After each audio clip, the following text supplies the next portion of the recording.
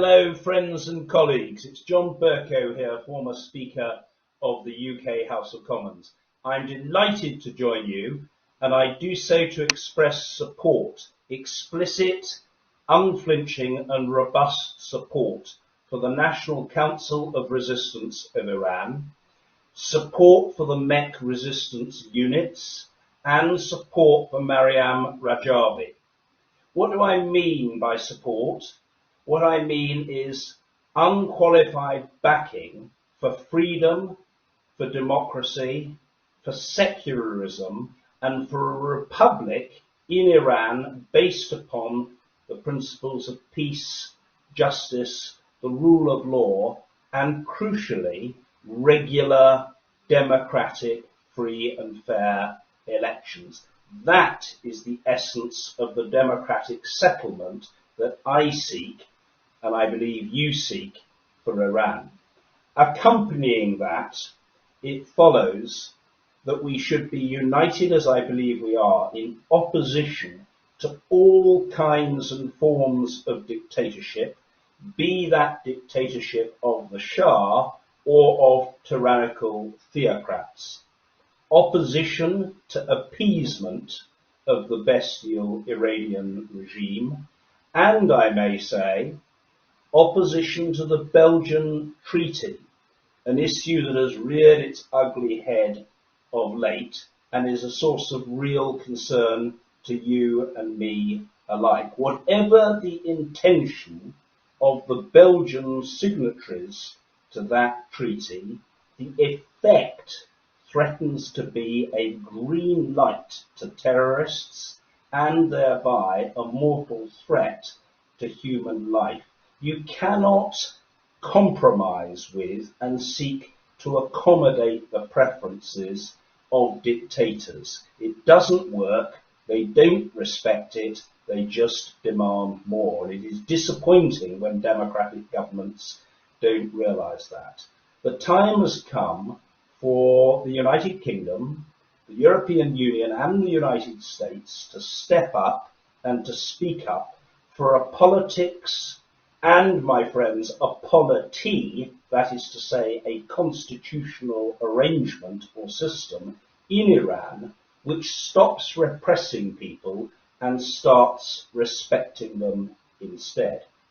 I'm in no doubt as to the volatile state that exists in Iran at present. Economic crisis, natural disasters, flight of capital, business collapse, widespread poverty, growing starvation, all tell a story of a regime that is failing abjectly and which has become now entirely dysfunctional. The dictators thought that putting the genocidal thug Ebrahim Raisi in would stabilise matters, would keep the population under control, would arrogate power to the centre and secure its base. What they didn't reckon with is the opposition of the population. Raisi has spawned mass protests every week, new resistance units, as people in growing numbers express their virulent, heartfelt and unrelenting opposition to the regime and their desire for a proper democracy. The flame of freedom continues to burn formidably in Iran, and that won't change.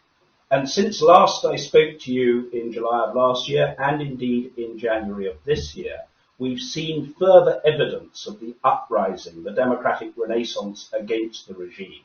The torching of the statue of Soleimani, posters of Khomeini and Raisi. Your supporters are penetrating state radio and television. We saw examples of that earlier this year. And seizing control of thousands and thousands and thousands of surveillance cameras, which really must be spooking and worrying this tyrannical state. They've got to understand that you won't go away and your supporters won't go away.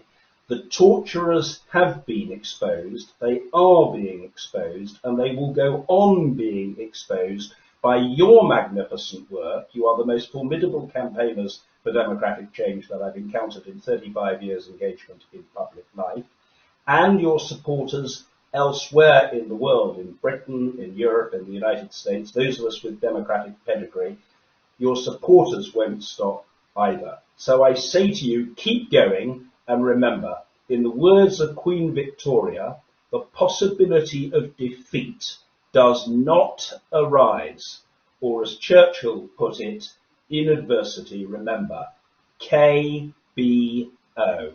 Keep buggering on at all times.